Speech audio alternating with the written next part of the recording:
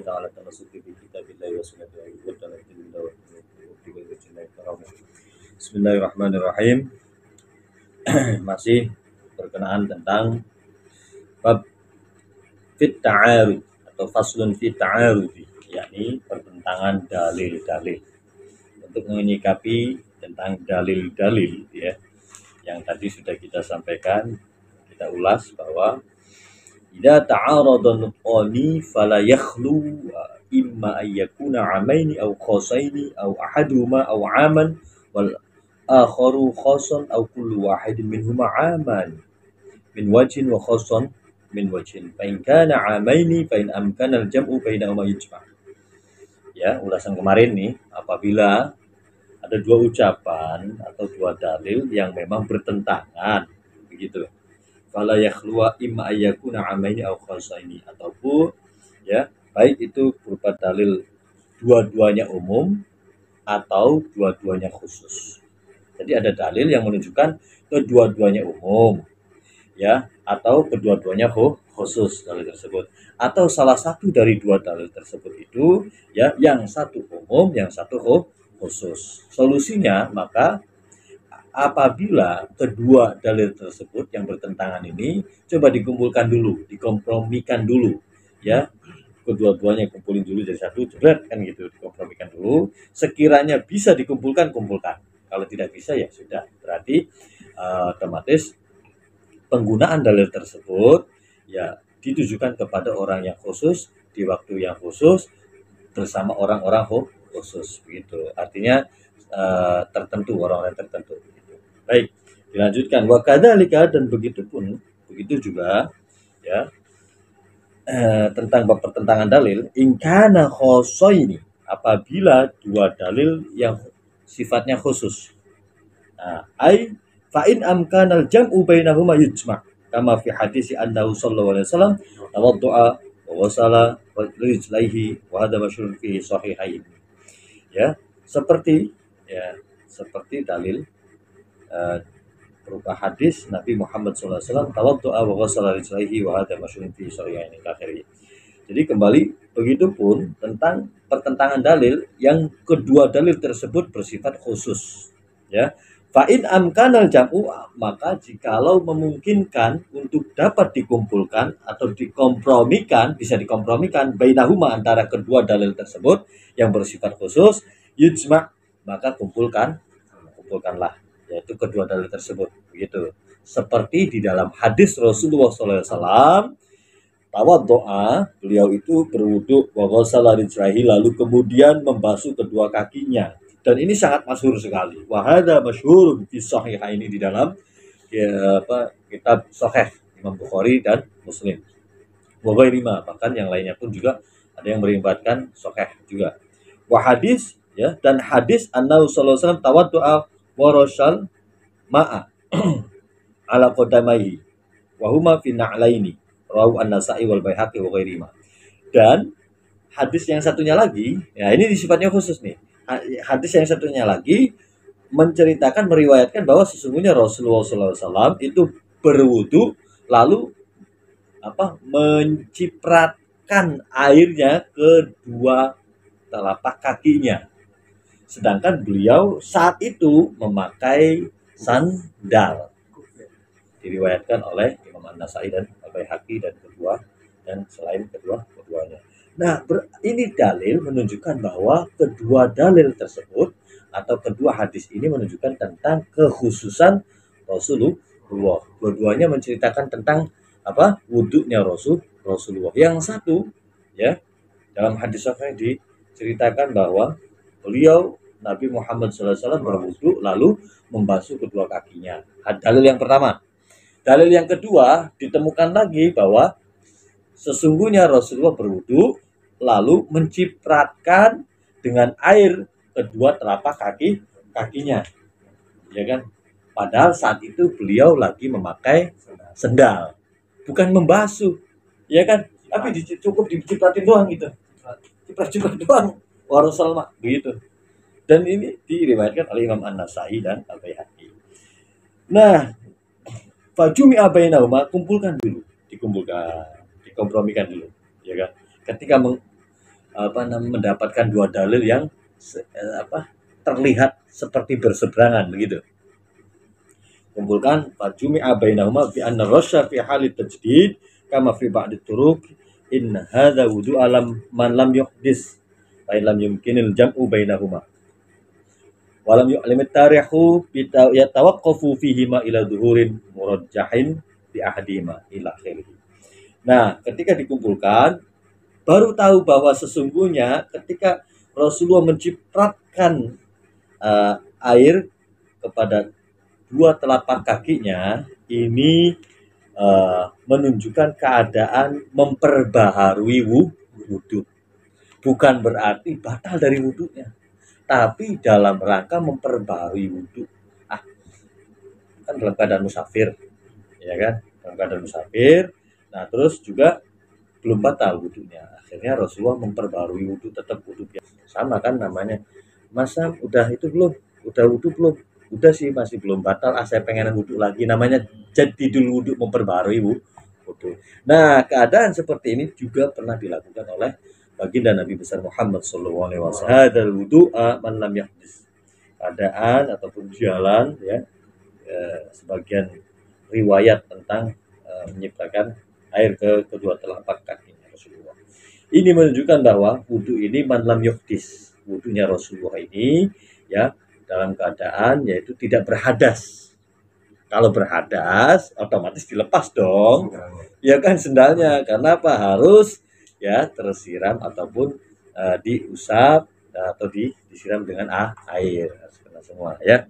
Nah, pokoknya hati-hatilah kalau mulai meracik hadis itu ataupun Al-Qur'an itu hati-hati, tidak sembarangan ya. Fa in lam yumkin al-jam'u bainahuma, maka jikalau memang seandainya tidak dapat dikumpulkan ini dua dalil ini, tidak bisa dikompromikan gitu misalkan. Walam yu'lim at-tarihu, dan juga tidak mengetahui sejarah ya atau asbabul wurud daripada hadis tersebut, ya tawaqqafu fihi ma ila dhuhuri murajjah ya hadima. Maka yang paling aman adalah tawakuf. Apa tawakuf? Diam. Tapi bukan berarti diam terus sampai berpuluh-puluh tahun, bukan. Tetap yaitu mencari sebuah solusi ya, yang mana solusi tersebut ila dhuhurin murajjahin, sampai nampak yaitu satu pendapat yang lebih unggul li ahadihima, bagi salah satu dari kedua dalil tersebut. Begitu caranya. Terus misaluhu ma ja'a annahu sallallahu alaihi wasallam su'ila amma yahillu lirrajulin min imraatihi wa hiya haidun. Ya. Wa hiya haidun. Faqala ma fawqal izari, rawahu Abu Dawud. Nah, seperti contoh juga ada dalil ataupun berupa hadis ya tentang Rasulullah itu ditanya su'ila amma yahillur lirajuli min imraati, ditanya tentang seseorang yang ya memperbolehkan ya dukhul dengan istrinya sedangkan keadaan istrinya itu dalam keadaan haid. Begitu. Lalu dijawab oleh Rasulullah, faqala ma fawqal izar, boleh tapi di atas yaitu sarung. Di atas sarungmu. Ibaratnya itu ya baina surah warubah, artinya tidak pas di kemaluannya, namanya sarung berarti kan baina surah warubah, ya kan, jangan pokoknya di luar daripada baina surah warubah gitu. Nah, ini diriwayatkan oleh Imam Abu Dawud, atau yang kita kenal dalam bahasa ilmu fikih adalah istimta. Tahu istimta masa istimta itu adalah bersenang-senang dengan istri kita, bersenang-senang, bercinta, ya kan, bersenda gurau salah satunya, ya bercinta, berasik-asikan, bermesra-mesraan bersama istri kita dalam keadaan haid. Nah, itu namanya istimta. Maksudnya apa? Ya baina surah warubah, di luar daripada antara busa lutut dan izar itu sarung. Area di atas sarung maksudnya begitu. di atas pusar dah pokoknya. Annahu sallallahu alaihi wasallam, nah wajah dan dalil yang satunya lagi itu berupa ya annahu sallallahu alaihi wasallam qala isna'u kulla syai'in illa nikah ayil wat'a rawahu Muslim, ya berbunyi lakukanlah berbuatlah segala sesuatu ya kan semaumu lah bahasanya illa nikah kecuali jima atau kecuali nikah, dan maksud daripada nikah itu adalah ya ini wati tersenggama kumpul begitu. Ini diriwayatkan oleh Imam Muslim. Nah, wa min jumlati al-wat'u fi ma fawqal izar fata'arada fihi farujiha ba'dhum at-tahrim ihtiyatan wa ba'dhum al-halla li'annahu al-aslu fil manquhati. Nah, ketika dua-duanya dalil ini dikumpulkan nih masa caranya. Ini dua dalil yang sama-sama sahih. Sifatnya khusus juga kan gitu tentang yaitu suami istri. Yang satu diperbolehkan asal di atas bagian di atas sarung kan gitu.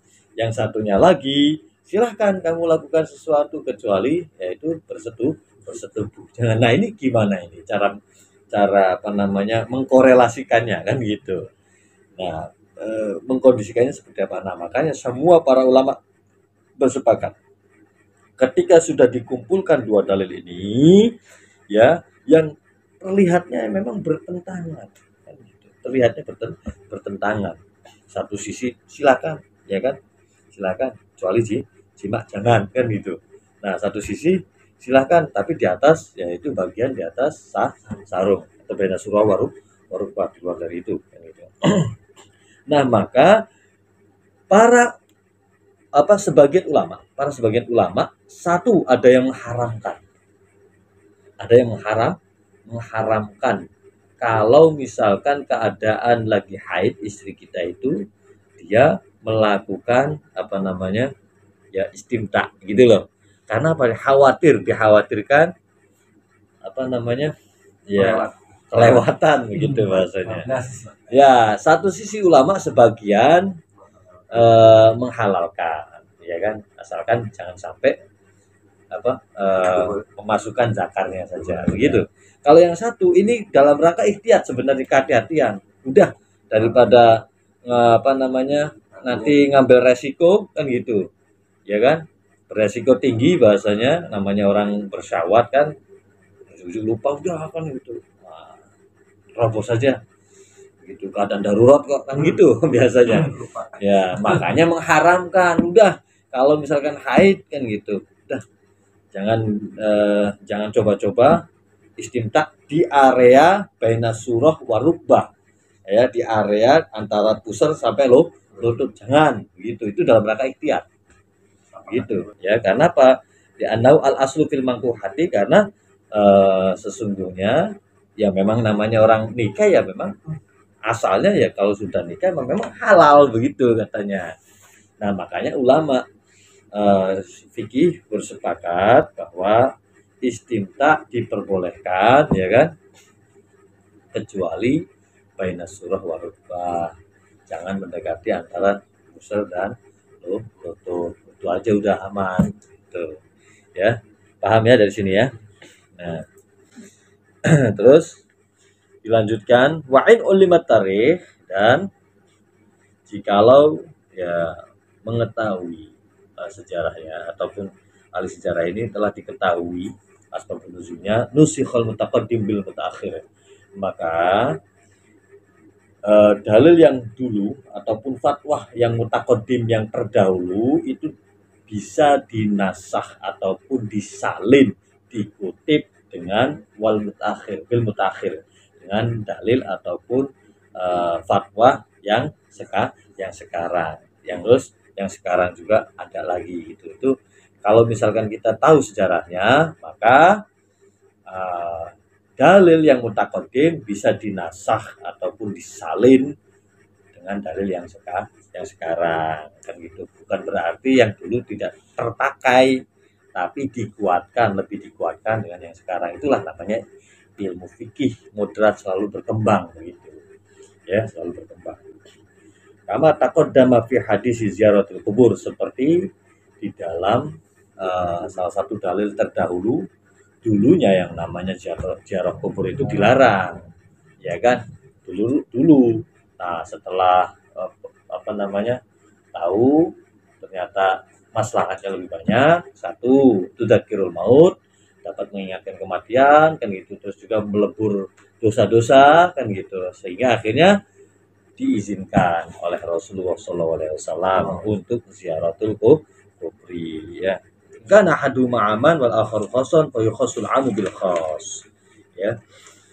Dan jikalau salah satu dari kedua dalil tersebut aman, yang satu adalah bersifat umum, wal akharu, dan yang lainnya khason, bersifat khusus. Nah, ini bagaimana cara solusinya?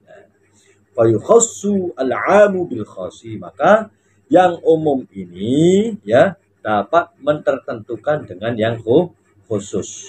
Itu kata sisi hadis sahihaini fi masaqatis sama'ul usyra. Seperti ya pengkhususan hadis hadis dua imam hadis sahih kedua-duanya ya dalam redaksi fi masaqatis sama'u al-usyra. Ya, sesuatu yang memang diairi dari langit nih, diturunkan hujan, pasti keluar al-usra, harus mengeluarkan 10%-nya, sepersepuluhnya, ya kan, sepersepuluhnya. Di hadis hima yang dinasyah ataupun ya di hadis hima dengan hadis kedua-duanya yang sahih tadi, laisa fi maduna khamsati ausukin shadaqatun kama taqaddama. Dan namanya tidak kurang dari 5 gantang. Artinya tidak boleh di bawah itu, tidak boleh. Laisa fi maduna khamsati ausukin shadaqatun. Itu maksud daripada redaksi tadi.